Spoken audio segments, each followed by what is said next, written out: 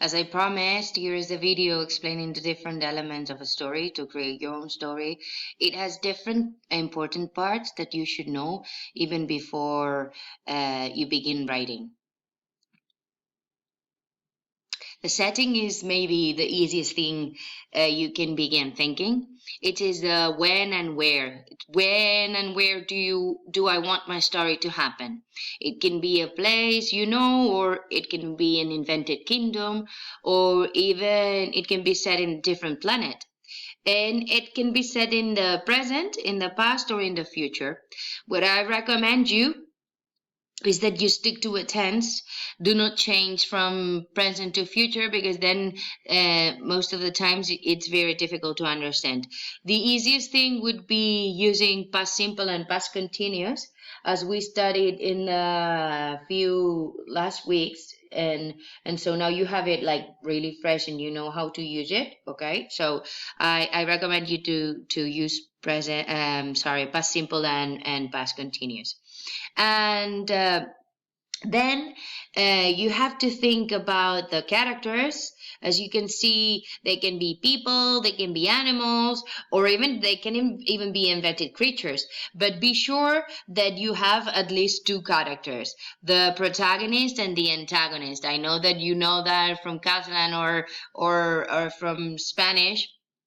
The protagonist is the person that normally does the good things, and the antagonist is like this character that prevents the protagonist to do what they want to do, and that leads us to the sequence. The sequence is maybe the most important part. You have to think what important things are going to happen in your story, and they have to be ordered so that the reader can understand what is happening. And how you order the different events in your story is called the plot, and it is all the action that takes place during the story. Uh, Normally, in most complex stories, the plot is like changed. Maybe they can begin at the end, or they can begin in the middle. But I recommend you that you have like a very clear idea on what are the things that are going to happen, what happens at the beginning, in the middle, and in the end. And then the exposition, it's like what is written here. It says like you, all the characters in the stories have a history behind. So all these details, the things about their past that are important to understanding their personality and what is happening now with these characters, all this is exposition. This is what you have to explain about your characters. It says that it's important that the readers know some of these details in order to understand the story. If you don't know the past of this character, you don't understand what is happening in your story. And it is like background information on the characters, and the setting explained at the beginning of the story so that the reader can understand. The exposition will often have information about events that happened before the story began, and it is what it will be the first part of your plot. Then we have conflict, which is an important part of the plot also, and it is when as I talked about before, when the protagonist and the antagonist or other characters that appear in your story have a problem or problems with each other.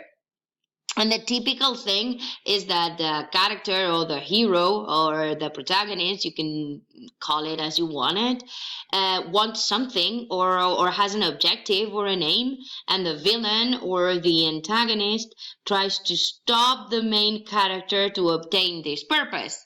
That would be the conflict. Okay, it can be a fight. It can be like an argument, it can be something like a war, or even only like a plot, or whatever you need to make this conflict to happen, because it's like the interesting thing of the story, of your story, indeed. Then we have the climax. The climax is another element of the plot, and it is when the conflict that we talked about in the previous image is resolved. It is the most exciting part of the story, and it is what the reader is expecting to read. How does the story ends?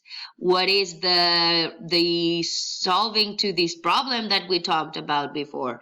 So this is really important. And last but not least is the resolution. The resolution is this part when you know about the fate of the main character. What happens in the end? Don't you really hate these stories that end with a climax and without climax? I mean, and keep you wondering what happened to the main characters. Don't do this to your readers and add the resolution to your story. It's like only explaining what happens after all, what happens to your main characters and even to the antagonist. It's interesting that you explain that. Okay. In this last image, what you have is like a kind of review of what we saw in this PowerPoint. As I said before, the setting is the when and the where your story happens. The characters, we said at least it has to be a protagonist and an antagonist, and it can be people, animals, and creatures, or whatever you invent. And the sequence is a series of events that are called the plot.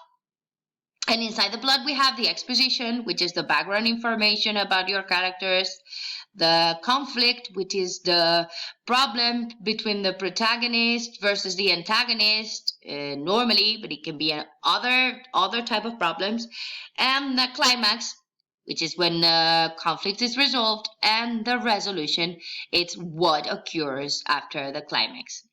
And in this last image,